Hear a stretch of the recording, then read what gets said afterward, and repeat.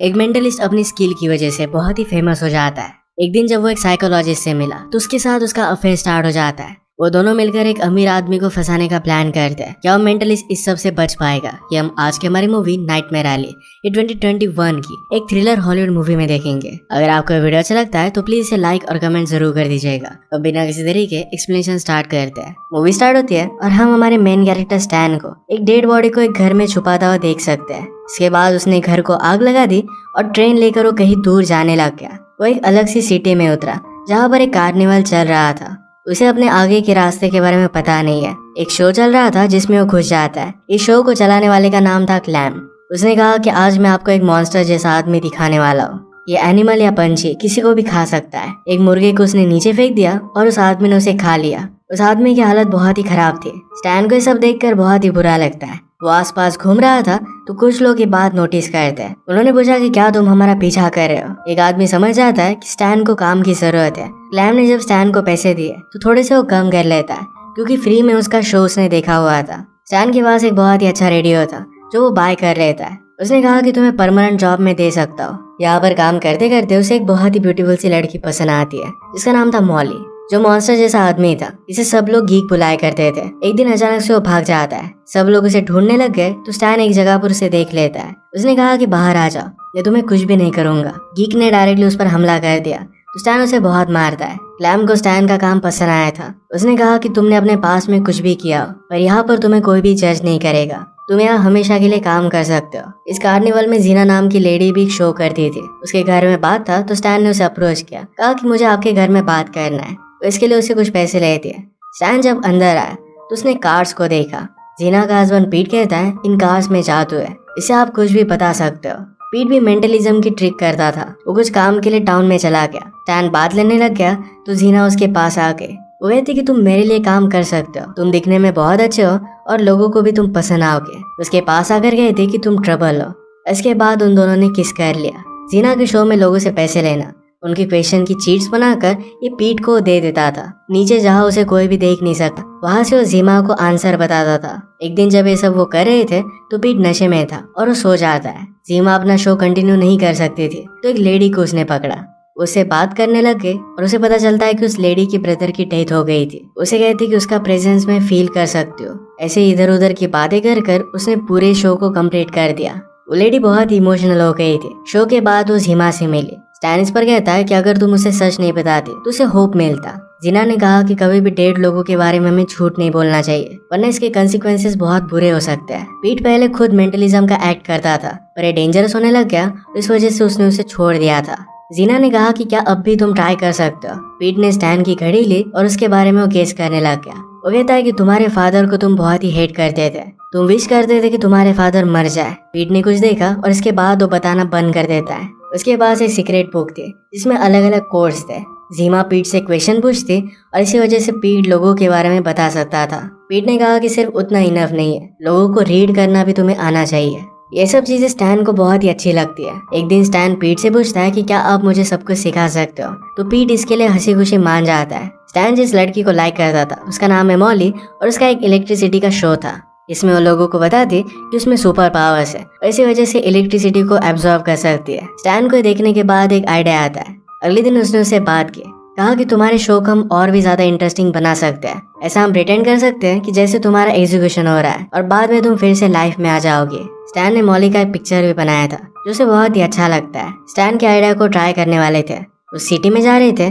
उससे पहले कुछ लोग उसके पास आए। मॉली के शो को प्रोटेक्ट करने का काम वो करते हैं, मॉली का वो ख्याल रखते हैं। उन्होंने उसे कहा कि मॉली के फादर की डेथ के पहले हमने उसे प्रॉमिस किया था कि उसे हम कुछ भी होने नहीं देंगे। अगर तुमने उसे हर्ट किया तो हम तुम्हें जिंदा नहीं छोड़ेंगे। रात में स्टैन मॉली के पास आया। मॉली अपने फादर को बहुत मिस करती थी और उनके बारे में बात करने लग गई। स्टैन कहता है कि कुछ मुझे अपने बारे में बताओ, मुझे पता है कि तुम्हें चॉकलेट्स बहुत अच्छे लगते हैं। मॉली कहती है कि मुझे डांसिंग भी बहुत अच्छी लगती है और कुछ दिनों से उसने कुछ भी ट्राई नहीं किया। स्टैन कहता है कि हम यहाँ पर डांस कर सकते हैं। उसने म्यूजिक चलाया और वहीं पर वो डांस करने लग गए। वो कहता है कि मेरे पास एक बहुत ही अमेजिंग सा आइडिया है, अगर तुम मेरा साथ देती हो तो दुनिया की हर एक खुशी में तुम्हें दे सकता हूँ। मॉली जरा शर्मा गई और वहाँ से भाग जाती है। नेक्स्ट सीन में हम देखते हैं कि जो गीक क्लैम के पास था उसकी तबीयत बहुत ही खराब हो चुकी थी। वो मरने वाला था तो स्टैन की मदद लेकर उसे सिटी में छोड़कर आता है। स्टैन ने पूछा कि तुम्हें वो गीक मिला कैसे था। क्लैम कहता है कि उसे बनाना पड़ता है। वॉर से जब लोग वापस आते हैं तो उनकी कंडीशन बहुत ही खराब होती है। वो हमेशा शराब के सहारे रहते हैं।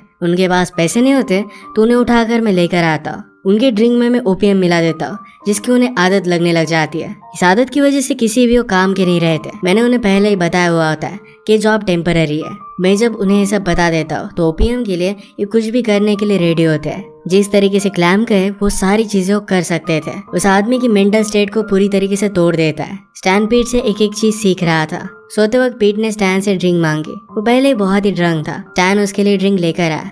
तब तक पीट की आंख लग गई थी। उसके हाथ की बुक स्टैन उठा लेता है। पीट जग गया और उसे कहता है कि तुम्हें कभी भी इसे हाथ नहीं लगाना चाहिए। अगर हम खुद के झूठ को सच मानने लग गए तो इससे बहुत बुरा होता है।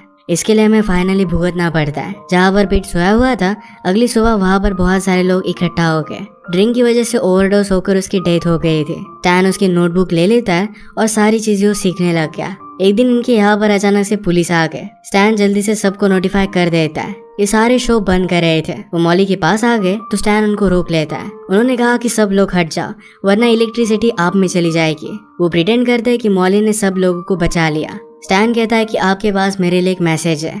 ऑफिसर का नाम उसने गेस कर लिया। वो कहता है कि बचपन में आप बीमार रहा करते थे। स्टैन कहता है कि आपकी मदर आपको बताना चाहती है कि आप बहुत ही ब्रेव हो। आप आर्मी में जा नहीं पाए, फिर भी पुलिस ऑफिसर बनकर आप बहुत ही अच्छा काम कर रहे हो। ये सब सुनने के बाद पुलिस ऑफिसर कन्विंस हो जाता है और वहाँ से वो चला गया। सब लोग स्टैन को लेकर सेलिब्रेट करने लग गए। क्लैम ने उसे पूछा कि तुमने ये सब किया कैसे। स्टैन कहता है कि पुलिस के वारंट पर उसका नाम था। उसके पास पोलियो के शूज थे, यानी कि मैंने उसकी बीमारी केस कर ली। उसके गले में लॉकेट था जो चर्च में दिया जाता था, तो किसी न किसी मैरी को तो जानता ही होगा। पीट ने स्टैन को जो भी सिखाया था इसमें वो मास्टर हो गया था। मॉली स्टैन को अकेले में बुलाती है और कहती है कि तुम्हारे साथ आने के लिए मैं रेडी हूँ। स्टैन को बहुत खुशी हुई। वो दोनों इंटीमेट होने लग गए, पर मॉली को प्रोटेक्ट करने वाले आदमी वहाँ पर पहुंच जाते हैं। मॉली ने उन्हें समझाया कि मैं उसे बहुत प्यार करती हूँ और उसी के साथ जीना चाहती हूँ। वो मॉली की खुशी के लिए मान जाते हैं। जाते वक्त स्टैन सीमा से मिलने के लिए आया। उसे पूछता है कि क्या तुम्हें पीट की नोटबुक वापस चाहिए। मॉली ने कहा कि तुमने इसके लिए बहुत मेहनत ली है, तुम इसे डिजर्व करते हो। इसके बाद हम देखते हैं कि डायरेक्टली 2 साल बीत चुके हैं। स्टैन और मॉली बहुत ही सक्सेसफुल हो गए थे, अमीर बन गए और अलग अलग सिटीज में शो करते हैं। शो करते वक्त स्टैन की आंखों पर पट्टी बंदी होती है। मॉली लोगों से क्वेश्चन पूछकर स्टैन को बता देती है। जिस तरीके से वो एक कोड लैंग्वेज में बोलती थी, इससे स्टैन को सब कुछ चीजें पता चलती। उन लोगों के बारे में वो प्रिडिक्शन करता। आज रात बताते वक्त मॉली से कुछ मिस्टेक हो गई। अगले शो पर एक वॉच को लेकर प्रिडिक्ट करता है। वहाँ पर एक साइकोलॉजिस्ट बैठी हुई थी जिसका नाम था लिलिथ। लिलिथ मॉली को रोक लेती है और कहती कि मैं उससे क्वेश्चन पूछूंगी, तुम कुछ भी मत बोलना। वो कहती कि मुझे पता है तुम दोनों के बीच में कुछ ना कुछ तो सिग्नल है और इसी वजह से तुम सब कुछ रीड कर पाते हो। स्टैन अपनी आंखों से पट्टी निकाल देता है और कहता है कि यहाँ पर एक रियल शो चल रहा है। लिलिथ ने कहा कि तो फिर मुझे बताओ कि मेरे पर्स में क्या है। स्टैन ने गेस कर लिया कि इसमें गन है। वो लिलिथ पर जरा गुस्सा हो गया था तो उसे और भी ज्यादा एनालाइज करने लग जाता है। वो कहता है कि तुम्हारे अपनी मदर के साथ रिलेशनशिप अच्छी नहीं थी। ये डार्कनेस तुम अपने अंदर कैरी करती हो। बहुत सारी रातों में खुद को मारने का तुम्हें ख्याल आता है। लिलिथ के पास एक आदमी बैठा हुआ था। उस आदमी के बेटे की डेथ हुई थी और उसकी इनिशियल भी वो केस कर लेता है। उसे और भी कुछ बता सकता, इससे पहले उसने प्रिटेंड किया कि उसे चक्कर आ गए और शो उन्होंने बंद कर दिया। मॉली स्टैन से कहती कि तुम्हें इस तरीके से बिहेव नहीं करना चाहिए था। उस आदमी के बेटे के बारे में बताना अच्छी बात नहीं थी। मॉली उसे कहती कि उसे सब कुछ सच सच बता दो, इस तरीके से हम झूठ नहीं कह सकते। वो आदमी कहता है कि मैं आपको कितने भी पैसे देने के लिए रेडी हूँ, प्लीज एक बार मेरे बेटे से बात करा दो। उस आदमी के साथ साइकोलॉजिस्ट लिलिथ भी थी। उसके पैसे देखकर स्टैन उसे हेल्प करने के लिए मान जाता है। स्टैन को लिलिथ बहुत ही पावरफुल लगी और उसे लाइक करने लगता है। उसकी इन सब बातों से मॉली उस पर बहुत ही ज्यादा गुस्सा हो गई थी। स्टैन को उसके कोर्ट में एक लेटर मिला था जिस पर लिखा था हम दोनों मिलकर इस टाउन में बहुत सारे पैसे कमा सकते हैं। ये मिलने के बाद वो लिलिथ का पता निकाल कर उसके पास आ गया। लिलिथ उससे पूछती कि तुम्हें मेरे पिस्तौल के बारे में पता कैसे था। स्टैन कहता है कि तुम्हारे हाथ में कोई भी रिंग नहीं थी, तुम पावरफुल लग रही थी और तुम्हारे आउटफिट से पता चल रहा था कि रात में घूमना तुम्हें अच्छा लगता है। अगर तुम ऐसी किसी जगह पर अकेली जाओगे तुम्हारे पास प्रोटेक्शन के लिए कुछ ना कुछ तो होगा। तुम्हारे हाथ मुझे भारी लग रहे थे और इसी वजह से मैंने केस कर लिया था। लिलिथ पूछती कि तुम्हें मेरी मदर के बारे में कैसे पता था। स्टैन कहता है कि तुम जैसी लड़कियों को मॉम इश्यूज तो होते ही है। लिलिथ ने कहा कि जिस आदमी ने तुम्हें घर पर आने के लिए कहा है वो एक बहुत बड़ा जज है, उसकी वाइफ मेरी पेशेंट है। मैं तुम्हें बहुत कुछ बता सकती हूँ। अगर हम दोनों एक साथ मिलकर काम करते हैं तो बहुत सारे पैसे कमा सकते हैं। स्टैन इस बात के लिए मान जाता है। वो उसे बता देती है कि उस आदमी का बेटा वॉर में शहीद हो गया। उस आदमी की वाइफ को अपने बेटे को वॉर में नहीं भेजना था और इस वजह से वो बहुत ही डिस्टर्ब रहती है। इस इन्फॉर्मेशन के साथ स्टैन वर्क कर सकता था। मॉली को बहुत ही अकेला लगने लग गया। रात में स्टैन लिलिथ के पास आया। उसे कहती है कि मैं तुम्हारी काउंसलिंग करती हूँ। उसने उसे ड्रिंक ऑफर किया। स्टैन कहता है कि मैं कभी भी ड्रिंक नहीं करता। लिलिथ ने कहा कि शायद तुम्हारे फादर ड्रिंक करते थे। वो किस तरीके से अपने फादर को हेट करता था, किस तरीके से उसकी मदर पियानो बजाती थी और फादर और उसमें बहुत झगड़े होते थे और इसी वजह से मदर छोड़कर चली गई। इन सब के बारे में लिलिथ ने उसे बात की। पीट के डेथ के लिए भी स्टैन खुद को जिम्मेदार मानता था। वो फाइनली डिस्टर्ब हो जाता है और वहाँ से चला गया। घर पर आया तो मॉली के ओल्ड फ्रेंड्स उसे मिलने के लिए आए हुए थे। सब लोग हैंग आउट कर रहे थे और जीना ने स्टैन से कहा कि जो भी तुम कर रहे हो प्लीज ये सब बंद कर दो। स्टैन पूछता है कि क्या तुम्हें मॉली ने कुछ बताया। जीना कहती कि मैं तुम्हारे कार्ड रीड कर सकती हूँ। अगर तुम इसी रास्ते पर चलते रहे तो तुम्हारा बहुत बुरा हाल होगा। स्टैन उसकी बात नहीं मानता और अगले दिन जज के पास वो चला गया।